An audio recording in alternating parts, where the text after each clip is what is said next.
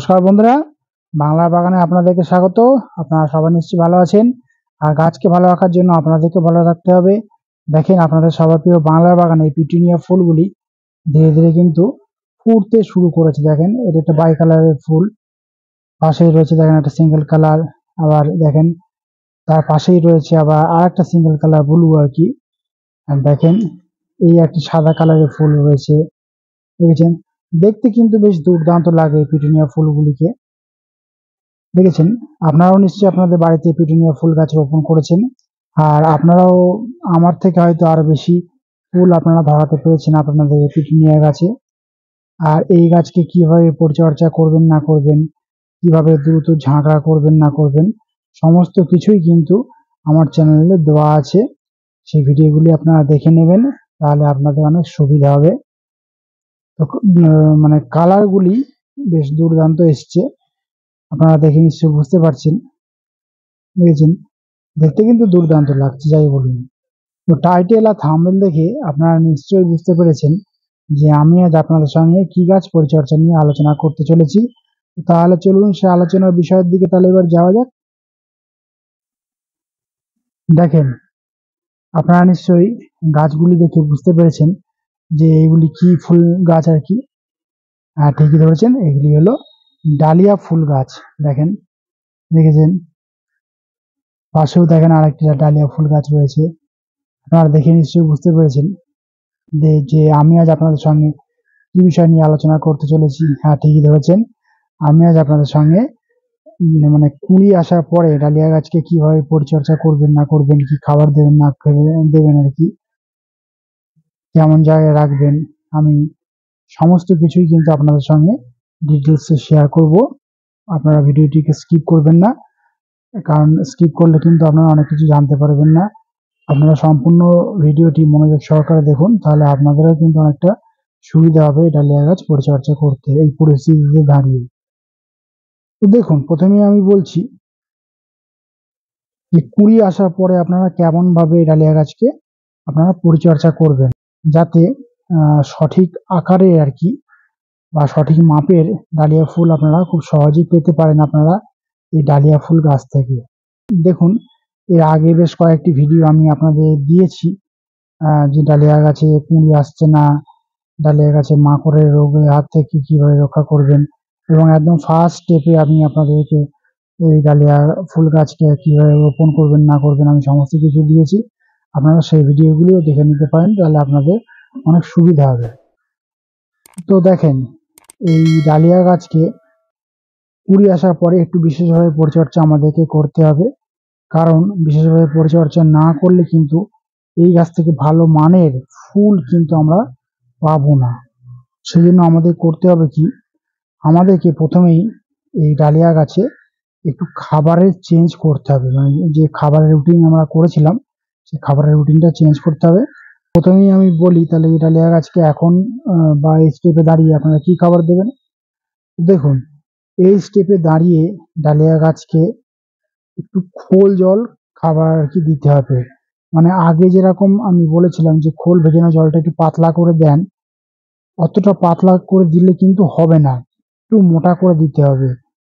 কারণ পাতলা করে দিলে হবে কি, মানে গাছটা সঠিক খাবারটা আর কি ভালো মানে আর কি পাবে না। সেই জন্য একটু মোটা করে আর কি বা গাঢ় করে আপনারা খাবারটিকে দেবেন এই ডালিয়া গাছে এই স্টেপে দাঁড়িয়ে। কারণ একটু মোটা করে দিলে হবে কি, গাছটা খাবারটা অবশ্য খুব ভালোভাবে পাবে এবং সমস্ত চাহিদা তো পূরণ হবেই বা পুষ্টিমূল্য তো পূরণ হবেই, সেটার দিক থেকে কোনো অসুবিধা নেই। এবং মোটা করে দিলে হবে কি, এই যে কুঁড়িগুলি এসেছে সেই কুঁড়িগুলি কিন্তু খুব সহজেই বা দ্রুত কিন্তু বড় হতে শুরু করবে, কারণ খাবার না পেলে তো বৃদ্ধি পাবে না কুঁড়িগুলি, না? সেই জন্য বলছি খোল জলটাকে একটু মোটা করে দেবেন। দ্বিতীয় স্টেপে আমি বলবো, যেহেতু এই গাছে এখন কুঁড়ি চলে এসেছে বা কুঁড়ি ধরেছে, সেহেতু আমাদেরকে কিন্তু কিছু রাসায়নিক খাবার এবার আমাদেরকে দিতে হবে, শুধুমাত্র জৈব খাবার দিলেই হবে না। তো তাহলে আমরা কি খাবার দেব?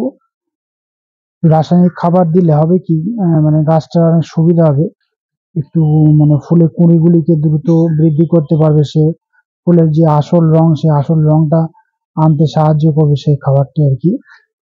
তো প্রথমে আমি বলবো, আপনাদের ডালিয়া গাছে এরকম ছোট্ট ছোট্ট যে কুঁড়ি যখন আসবে, তখন আপনারা করবেন কি, তখন খোল জলটা দেবেন।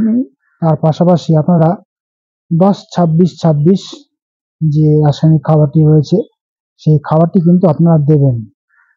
আপনাদের টবে কাঁধ বরাবর সেই খাবারটি দেবেন, এবং কতটা পরিমাণে দেবেন, আপনারা যদি 8 ইঞ্চি টবে এই ডালিয়া গাছ রোপণ করে থাকেন, তাহলে 8 থেকে 10টি দানা আপনারা রোপণ করে দেবেন, কোনো অসুবিধা হবে না। তবে বেশিরভাগ বাগানিরাই 8 ইঞ্চি টবেই এই ডালিয়া গাছ রোপণ করে থাকেন, তার থেকে বেশি বড় টবে তারা দেন না। আর যারা 6 ইঞ্চি টবে রোপণ করেছেন, তারা 6 থেকে 8টি দানা তারা টবের কাঁধ বরাবর দিয়ে দেবেন। সেই খাবারের থেকেই কিন্তু ডালিয়া গাছ সমস্ত রকমের রাসায়নিক খাবার আর কি পেয়ে যাবে, তাহলেই কিন্তু হবে। কারণ এই ডালিয়া গাছে এখন কিন্তু নাইট্রোজেনের পরিমাণটা একটু কম করে দিতে হবে।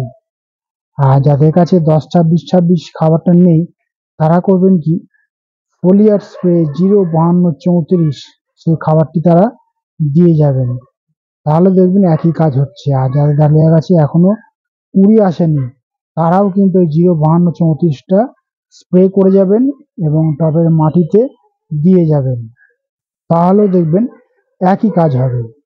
কারণ ওই 0-52-34 থেকে আর কি গাছ যা আর কি দরকার, ফসফেট এবং পটাশিয়াম দরকার আর কি, সেই পুষ্টিমূল্যগুলো পেয়ে যাবে, এবং যার ফলে গাছে আর কি খুব সহজেই কুঁড়ি আসবে, এবং কুঁড়ি আসার ফলে কুঁড়ির আকার বা সাইজটিও খুব দ্রুত বৃদ্ধি করতে সাহায্য করবে। তো এটা তো বললাম যাদের কাছে 10-26-26 খাবারটা নেই, সেই খাবারটা আর মানে পরিবর্তে কোন খাবারটি দেবেন। এই দুটি খাবার কিন্তু আমাদেরকে এই স্টেপে দাঁড়িয়ে আমাদেরকে দিয়ে যেতে হবে। মানে আমি বলতে চাইছি, খোল ভেজানো জলটা তো দিতেই হবে আমাদেরকে, এর পাশাপাশি 10-26-26 খাবারটা দিতে হবে। আর যাদের কাছে 10-26-26 নেই, তারা 0-52-34টা তারা গাছে স্প্রে করে দেবেন, আর এক্সট্রা থাকলে তবে মাটিতে দিয়ে দেবেন, তাহলে দেখবেন একই কাজ হচ্ছে। এছাড়াও আরেকটি খাবার আমি বলছি, যাদের কাছে 0-52-34 খাবারটি নেই, তারা করবেন কি, আইসক্রিমের চামচে 1 চামচ ফসফেট নেবেন, এবং আইসক্রিমের চামচে 1/2 চামচ পটাশ নেবেন। নিয়ে ওই দুটি রাসায়নিক উপাদানকে নিয়ে আপনারা আপনাদের টবে কাঁধ বরাবর দিয়ে দিতে পারেন, কোনো অসুবিধা নেই। বা 1 লিটার জলে গুলেও ভালোভাবে আপনারা আপনাদের ডালিয়া গাছে ওই দুটি রাসায়নিক খাবার আপনারা প্রয়োগ করতে পারেন, তাহলে দেখবেন একই কাজ হবে। তো এই পরিস্থিতিতে দাঁড়িয়ে আমি যেভাবে আপনাদেরকে এই ডালিয়া গাছে যা যা খাবার দেওয়ার প্রয়োজন, আমি সমস্ত কিছু আপনাদেরকে বললাম। আপনারা ঠিক একইভাবে এই খাবারগুলি প্রয়োজন অনুযায়ী বা পরিমাপ অনুযায়ী আপনারা খাবারগুলিকে দিয়ে যান। দেখবেন আপনাদের যাদের গাছে ডালিয়া কুঁড়ি ধরেছে, সবেমাত্র আমার কাছে এরকম কুঁড়ি ধরেছে, আপনারা নিশ্চয়ই দেখে বুঝতে পারছেন। এরকম কুঁড়ি ধরা অবস্থাতে আর কি কুঁড়িগুলি বেশ ধীরে ধীরে মোটা হয়ে যাবে এবং বড় আকার ধারণ করবে। আর যখন ফুলটি ফুটবে, তখনও কিন্তু ভালো সাইজ আমরা পাবো, এবং ভালো রং তো আমরা ধরাতে পারবো আশা করি, সেই চেষ্টাটাই আমরা করব। আর এই গাছগুলি যাতে এরকম ভালো মানে হয় বা সুস্থ সবল হয়, সেই জন্য কি কি কীটনাশক দিতে হবে আপনাদের সঙ্গে আমি শেয়ার করেছিলাম, সেই ভিডিওটিও আমার চ্যানেল দেওয়া আছে, আপনারা দেখে নেবেন, তাহলে দেখবেন আপনাদের ডালিয়া গাছগুলি এরকম সুস্থ সবলভাবে ধীরে ধীরে বড় হয়ে উঠবে, এবং কুঁড়িও খুব সহজেই আসবে, এবং কুঁড়িগুলিও দেখবেন বেশ দ্রুতই আর কি বড় মোটা আকারে হয়ে উঠবে। এবং তারপরে যখন ফাইনাল স্টেপে গিয়ে যখন মানে ফুল ফোটার সময় হবে, তখন আরেকটি ভিডিও কিন্তু আমি আপনাদের সঙ্গে শেয়ার করব, তাহলে দেখবেন আপনাদের অনেক সুবিধা হবে ডালিয়া গাছ পরিচর্যা করতে। তো বন্ধুরা, আজ এই পর্যন্তই। আর যদি কোনো কমেন্ট থাকে তাহলে কিন্তু বাংলা বাগানকে জানাতে ভুলবেন না, কারণ বাংলা বাগান সবসময় আপনাদের পাশে ছিল, আছে এবং থাকবে। আর আমার এই ভিডিওটি যদি আপনাদের ভালো লাগে তবে লাইক করবেন, গাছপ্রেমী বন্ধুদের মধ্যে শেয়ার করবেন, এবং আমার চ্যানেলটিকে সাবস্ক্রাইব করে বেল আইকনটিকে প্রেস করে অল নোটিফিকেশনটিকে প্রেস করে রাখবেন, যাতে নিত্য নতুন ভিডিওগুলি আপনাদের কাছে খুব সহজেই পৌঁছে যেতে পারে।